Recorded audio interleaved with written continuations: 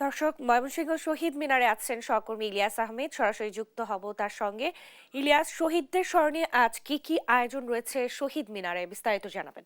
শহরে অর্থাৎ রাত 12টা 1 মিনিটে কিন্তু এই কেন্দ্রীয় শহীদ মিনার অর্থাৎ ময়মনসিংহের কেন্দ্রীয় শহীদ মিনার টাউন হলে সেখানে কিন্তু প্রথম পরে মহান আন্তর্জাতিক মাতৃভাষা দিবস এবং মহান শহীদ দিবস উপলক্ষে কিন্তু শ্রদ্ধা নিবেদন করা হবে। অর্থাৎ প্রথম প্রহরে বিভাগীয় commissioner, city corporation, range DIG এবং রাজনৈতিক ব্যক্তি সহ সামাজিক সাংস্কৃতিক সংগঠনের নেতৃবৃন্দরা কিন্তু তারা শ্রদ্ধা নিবেদন করবেন। অর্থাৎ শহীদ মিনারের ডান দিক দিয়ে প্রবেশ করে শ্রদ্ধা নিবেদন শেষে কিন্তু বাম দিক দিয়ে বের হয়ে যেতে হবে। সেই বিষয়টি কিন্তু এভাবেই শহীদ মিনার প্রস্তুত করা হয়েছে। এছাড়াও আমরা দেখেছি শহীদ মিনারের চারপাশে কিন্তু আলপনা আঁকা হয়েছে এবং একেবারেই পরিবেশ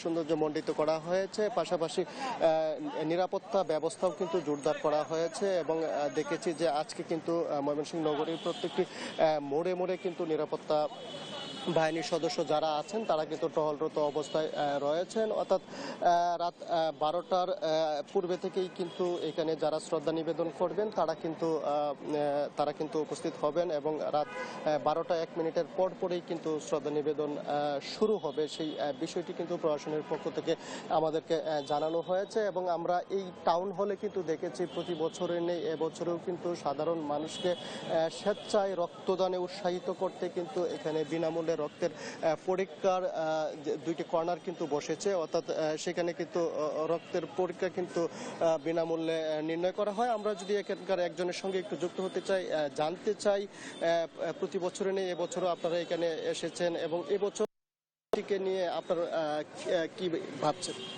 জি, প্রতি বছর নেই, এবারও হচ্ছে আমরা আগামীকালকে যেই শহীদ দিবস আছে ওইখানে এসেছি। আমরা হচ্ছে বঙ্গবন্ধু ব্লাড কল্যাণ সোসাইটির পক্ষ থেকে আপনার রক্তে বেঁচে যেতে পারে একটি প্রাণ, এই স্লোগানকে সামনে রেখে আমরা হচ্ছে স্বেচ্ছায় রক্তদান কর্মসূচি নিয়ে এখানে এসেছি।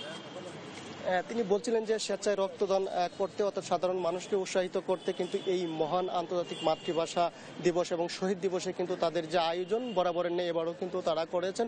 অর্থাৎ আমরা দেখেছি যে আজকে রাত 12টার পর থেকে বিভিন্ন আয়োজন শুরু হয়ে কিন্তু এবং আগামীকাল সকাল থেকে কিন্তু বিভিন্ন স্কুল কলেজে কিন্তু পতাকা অর্ধনমিত করা হবে। এছাড়াও বিভিন্ন সামাজিক সাংস্কৃতিক অনুষ্ঠানের কিন্তু আয়োজন করা হয়েছে। অর্থাৎ আগামীকাল দিনব্যাপীও কিন্তু বিভিন্ন প্রতিষ্ঠানে অনুষ্ঠান হবে, সেই বিষয়টি প্রশাসন থেকে আমাদেরকে নিশ্চিত করা হয়েছে। অর্থাৎ বলা যায় যে মহান শহীদ দিবস এবং আন্তর্জাতিক মাতৃভাষা দিবস কিন্তু নানা আয়োজনের মধ্য দিয়ে বিভাগীয় শহর ময়মনসিংহে পালিত হচ্ছে। এই ছিল আমার কাছে ময়মনসিংহ থেকে সর্বশেষ।